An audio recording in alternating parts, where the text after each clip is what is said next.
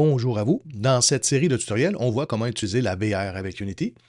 Dans cette vidéo plus particulièrement, on va voir qu'on va se créer un personnage en vue subjective, ça veut dire à la première personne, et ça va aussi comprendre les manettes, les contrôleurs d'un casque VR.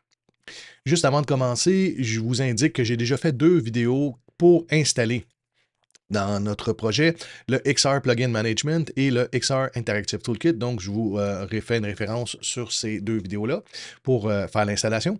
Ensuite de ça, dans mon cas, je voulais avoir un décor pour pouvoir faire ma démonstration. J'ai été sur le Asset Store et j'ai recherché une morgue. OK? Bon, ici, et en allant chercher les assets gratuits, ben, j'ai cette morgue-là ici que j'ai téléchargée et je vais pouvoir me promener dans cette morgue-là. Donc, c'est déjà fait pour moi. J'ai déjà la morgue ici. Donc, j'ai déjà téléchargé les assets. Et je m'en viens ici, dans la scène, et je vais ouvrir la scène comme ça ici. Donc, c'est déjà un décor de fait. Comme ça ici. Je vais simplement aller installer mon personnage à l'intérieur. Donc, pour pouvoir installer ça, le XR Interactive Toolkit me permet déjà d'avoir des composantes, des game objects déjà faits. Donc, j'ai fait un bouton de droite dans la hiérarchie et j'ai le menu XR et j'ai ici le XR Origin VR. Donc, le XR Origin VR, c'est lui le personnage à la première personne. Donc, on va voir un peu comment on peut utiliser ça. Donc, premièrement, ici, je vais aller le remettre à 0, 0, 0. Donc, je vais faire un reset. Puis, bon, je vais le mettre peut-être juste de tasser un peu pour avoir un couloir devant moi. Ensuite de ça, ce qu'on peut voir, c'est que le XR Origin ici a une composante Input Action Manager. En fin de compte, c'est le nouveau Input System qui nous permet de configurer énormément d'actions. Donc, si on peut voir, je vais juste simplement ici mettre ça un petit peu plus petit. On voit toutes les actions possibles là, avec ce Input Action-là. On peut voir le casque, les manettes, le left hand, le right hand,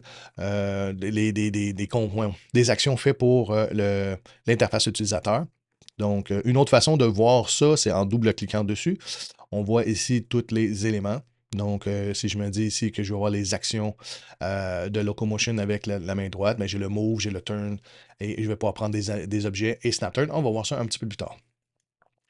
Donc, on voit le XR Origin ici qui nous permet d'avoir le Input Action Manager.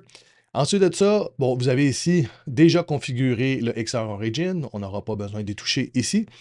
Par contre, moi, ce qui m'intéresse, c'est lui ici, le caméra offset, qui va me permettre de pouvoir monter ou descendre ma caméra selon éventuellement la grandeur de l'utilisateur.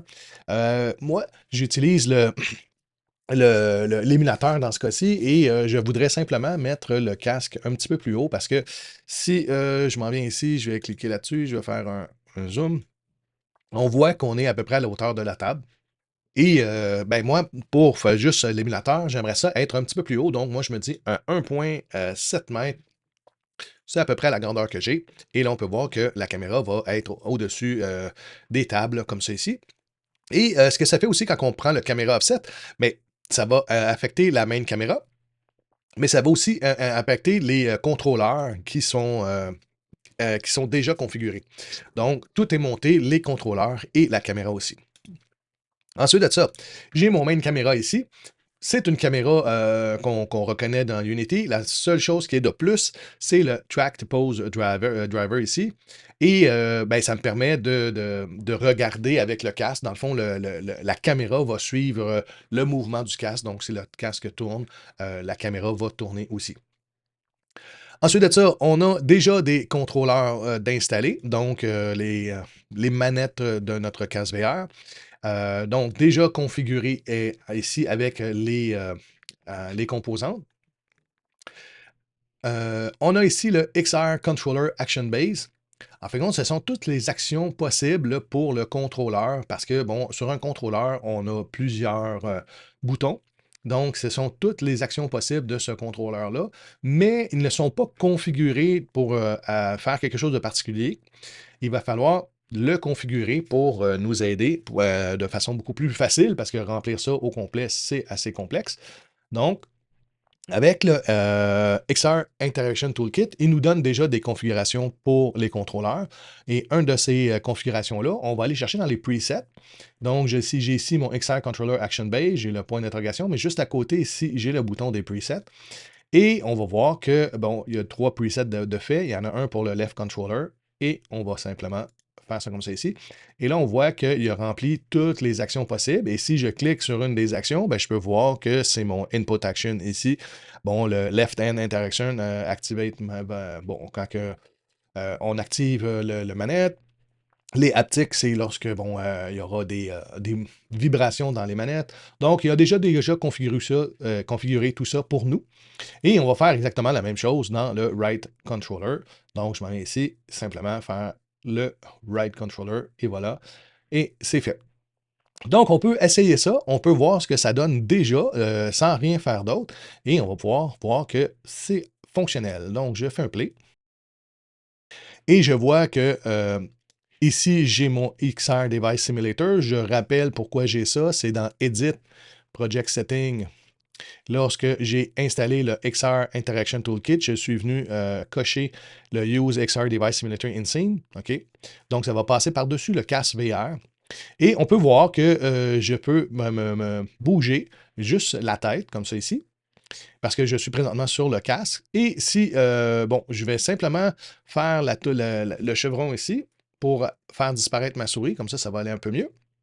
Et je peux faire le Y pour pouvoir déplacer mon curseur de cette façon-là ici. Donc, je vois le curseur, le laser ici qui se déplace et je peux faire la même chose pour l'autre. Je peux faire R pour déplacer mon élément. Et voilà, ça, c'est configuré, mais ça serait intéressant d'avoir peut-être des manettes, pas juste le rayon comme ça ici. Donc, on va aller installer ça. J'arrête l'exécution de mon jeu. Si je m'en viens dans le Left Controller, c'est toujours dans le XR Controller Action Base, si je descends un petit peu plus bas, vous avez ici des modèles que je vais pouvoir insérer pour pouvoir voir le contrôleur à l'écran. Donc, moi, c'est un prefab que je veux ici. C'est sûr que si je fais la petite pastille, il faut faire attention, c'est dans la scène. Moi, c'est des prefabs. Ben bon, on ne les voit pas ici. Il va falloir aller les chercher dans le paquet de Interactive Toolkit, le XR Interaction Toolkit.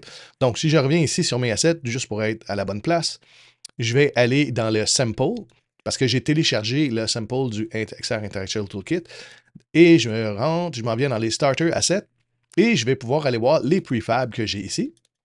Et le prefab, il se trouve dans le contrôleur ici. Et bon, j'ai le contrôleur left et right. Je resélectionne mon Game Object ici, je redescends et je vais aller simplement prendre le prefab du left, du contrôleur left, et je vais venir le porter ici. Autre chose qu'on peut faire, qui peut être intéressant lorsqu'on va peut-être faire de la programmation, il va attacher automatiquement, lui, par programmation, ce contrôleur-là, ce Game Object-là, il va l'attacher automatiquement.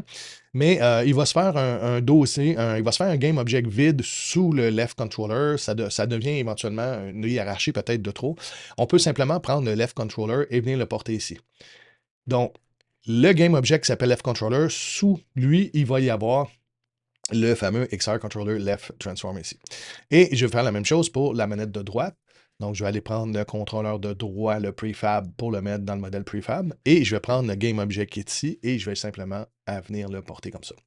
Et là, si on fait Play, on va voir qu'il va avoir attaché par programmation les prefabs. Donc, ça va être un peu plus parlant. On va voir des manettes à l'écran. Ça va être plus intéressant. Et donc, on voit, wow, ici, je suis passé en scale très, très grand. Donc, on voit les manettes qui sont là. Et si je peux voir ici, dans le Left Controller, on voit le XR Controller Left qui est clone. Donc, on peut voir le clone ici comme ça. Donc, par programmation, si je veux, moi, pouvoir aller parler à cette manette-là en particulier, ben, je parle du prefab, ben, ça va être plus facile dans la hiérarchie de faire la recherche de cette façon-là. On peut voir aussi que, juste, juste une parenthèse, le fameux panneau qui est ici, parce que c'est mon panneau à cause que j'utilise le simulateur, on peut voir ici dans le Don't Destroy Unload, il se trouve ici mon panneau. Dans le fond, tout le panneau complet, il est dessiné ici. Dans le fond, il est attaché aussi en programmation pour pouvoir l'utiliser. Donc, on a déjà configuré notre élément. Je peux bouger la manette de gauche, je peux bouger la manette de droite. On va pouvoir commencer à voir la téléportation dans une prochaine vidéo ou le mouvement continu. Mais présentement, ça fonctionne bien. Si je fais le U pour le headset, il faut toujours faire attention quand on a le headset. Si je commence à me déplacer avec le headset, c'est comme si je me déplaçais réellement dans la pièce. Je parle de la pièce pas virtuelle que vous avez, mais la vraie pièce où vous vous trouvez vous. Et ça peut éventuellement déplacer, ne pas déplacer éventuellement un collider. Et on passerait au travers des objets à l'intérieur de la pièce virtuelle. Donc, juste toujours faire attention à ça. On va plutôt, dans une prochaine vidéo, voir comment on fait la téléportation ou le mouvement continu. Donc, présentement, ça fonctionne. J'ai deux manettes et j'ai les rayons ici que je vais pouvoir configurer dans une prochaine vidéo.